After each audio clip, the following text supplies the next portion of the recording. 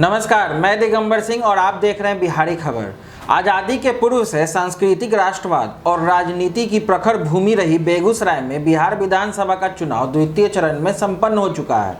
लेकिन चुनाव संपन्न होने के बाद चुनावी चर्चा का शोर थमने के बजाय और तेज हो गया है। बस बदल गए हैं तो उसके अर्थ।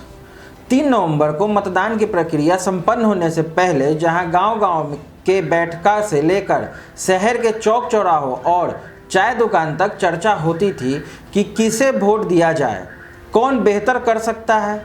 अब इन जगहों पर रिजल्ट निकाले जा रहे हैं। कौन जीत रहा है, कौन हार रहा है, किसकी सरकार बन रही है, कौन सरकार बनाकर क्या करेगा, जो हारेगा वह क्या करेगा, जो जीतेगा वह क्या करेगा। इन चर्चाओं में कोई भारी बहुमत से जीत रहा है तो किसी की जमानत ही जब्त हो रही है।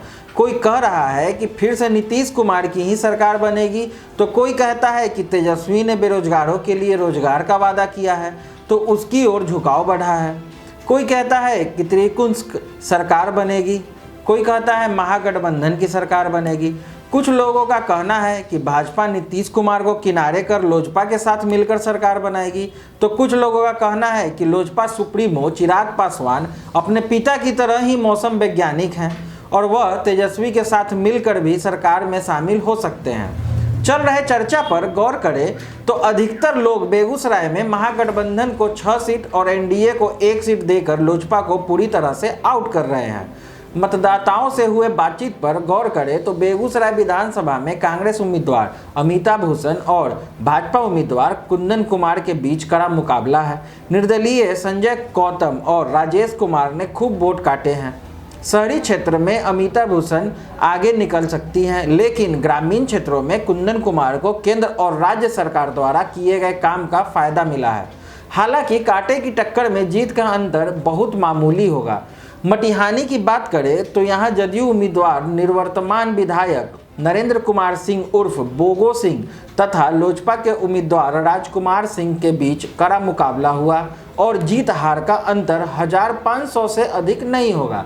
लेकिन यहां माकपा उम्मीदवार राजेंद्र प्रसाद सिंह को भी कम नहीं आंका जा सकता है, क्योंकि माय समीकरण के एकजुट होकर वोटिंग किया है।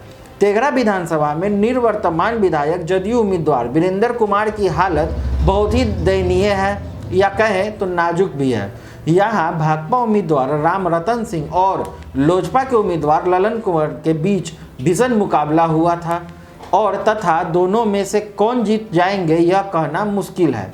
बछवाड़ा में भाकपा उम्मीदवार अवधेश कुमार राय और भाजपा उम्मीदवार सुरेंद्र मेहता के बीच कांटे की टक्कर हुई है। यहाँ निर्दलीय उम्मीदवार शिवप्रकाश गरीबदास और इंदिरा गांधी ने वोट को अपने इधर प्रभावित किया है। साहेबपुर कमाल में निवर्तमान राजद विधायक श्री नारायण यादव के पुत्र ललन यादव जदयू उम्मीदवार अमर कुमार और लोजपा उम्मीदवार सुरेंद्र विवेक के बीच कांटे की टक्कर हुई है, लेकिन ललन यादव सब पर भारी दिख रहे हैं। बखरी विधानसभा क्षेत्र में भाकपा उम्मीदवार सूर्यकांत पासवान और भाजपा उम्मीदवार रामशंकर पासवान के बीच टक्कर हुई है। मतदाताओं के मूड के हिसाब से सूर्यकांत पासवान भारी पड़ेंगे, लेकिन रामशंकर पासवान जीत जाएं तो यह किसी आश्चर्य से कम नहीं होगा। चेरिया बरियारपुर में जदयू के निवर्तमान विधायक मंजू वर्मा को अपना उम्मीदवार बनाया था, लेकिन यहां राजद उम्मीदवार राजवंशी महतो और लोजपा उम्मीदवार राखी देवी के बीच हुए आमने सामने की टक्कर में मंजू वर्मा कहीं दिख ही नहीं रही है।